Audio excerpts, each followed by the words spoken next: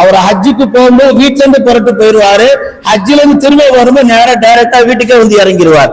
ஒரு பள்ளிவாசல்ல வழி அனுப்பி மற்றவர்களுக்கு ஒரு எடுத்துக்காட்டாக, ஒரு முன்மாதிரியாக, ஒரு விழிப்புணர்வாக போகக்கூடிய நிலைகள் எல்லாம் இன்னைக்கு எல்லாம் கொஞ்சம் கொஞ்சமா மாறிடுச்சு. இந்த நிலையைத்தான் பெருமானார் ஸல்லல்லாஹு அலைஹி அவர்கள் தவறு என்று குறிப்பிடுகிறார்கள்.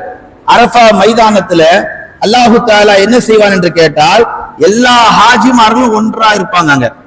நீங்க அந்த மைதானத்துல போய் பாருங்க, அரஃபா மைதானத்துல அன்னைக்கு பாத்தீங்கன்னா பெரிய பெரிய கோடீஸ்வரர்லாம், பெரிய பெரிய பணக்காரன்லாம், பெரிய சொத்துக்கு அதிபதி உடையவன்லாம், அல்லது காசு பணமே இல்லாம சொந்த உழைப்புல போன எல்லாருமே அல்லாஹ் ஒரு மைதானத்துல போட்டு வச்சிருப்பான்.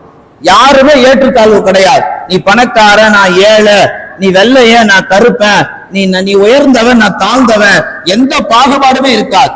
அப்படிப்பட்ட அந்த அரஃபா மைதானத்துல அந்த ஹாஜிமார்களை பார்த்து அல்லாஹ் சொல்லுவானா, என் அருமை அடியார்களே, என்னுடைய அருமை ஹாஜிமார்களே, என்னுடைய அழைப்பை ஏற்று நீங்க ஹஜ்ஜுக்கு வந்து எல்லா நற்காரியங்களையும் செய்து இந்த அரஃபா மைதானத்துல எல்லா ஹாஜிகளும் ஒன்று கூடி இருக்கிறீங்க. இந்த நிலையை நான் பார்க்கும் போது பேர் ஆனந்தம் அடைகிறேன்.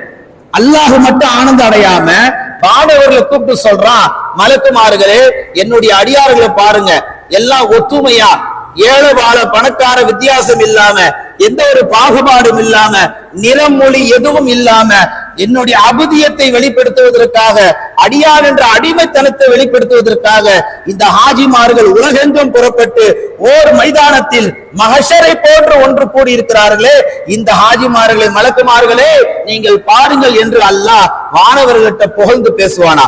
அடுத்து அல்லாஹ் சொல்லுவானா, அந்த அரஃபா மைதானத்தை ஹாஜிமார்களை பார்த்து, இந்த அரஃபா மைதான மண் புழுதி, இந்த பூமியில எவ்வளவு மண் புழுதி இருக்குன்னு யாராவது எண்ண முடியுமா? எண்ண முடியாத அளவுக்கு மண் புழுதி இருக்கும். அந்த அளவுக்கு இன்றைக்கு உங்களுடைய பாவங்கள் இருந்தால் நான் மன்னிக்கிறேன் என்பதாக அல்லாஹ் அந்த அரஃபா மைதானத்திலே ஹாஜிமார்களை பார்த்து சொல்லுவானா. இரண்டாவது அல்லாஹ் சொல்லுவானா, ஹாஜிமார்களே, நீங்கள் இந்த அரஃபா மைதானத்தில் ஒன்று கூடி இருக்கிறீர்கள், நீங்கள் எனக்காக நீங்கள் குர்பானி கொடுத்தீர்கள் அல்லவா, அதனுடைய ரத்தத்தையும் அதனுடைய மாமிசத்தையும் அந்த ஆட்டில் இருக்கக்கூடிய ஒவ்வொரு ரோமத்திற்கும் பகரமாக ஒரு நன்மையும் ஒரு பாவமும் நான் மன்னிக்கிறேன் என்பதாக அல்லாஹ் அரஃபா மைதானத்தில் சொல்லுவதாக ஹதீஸிலே பார்க்க முடிகிறது.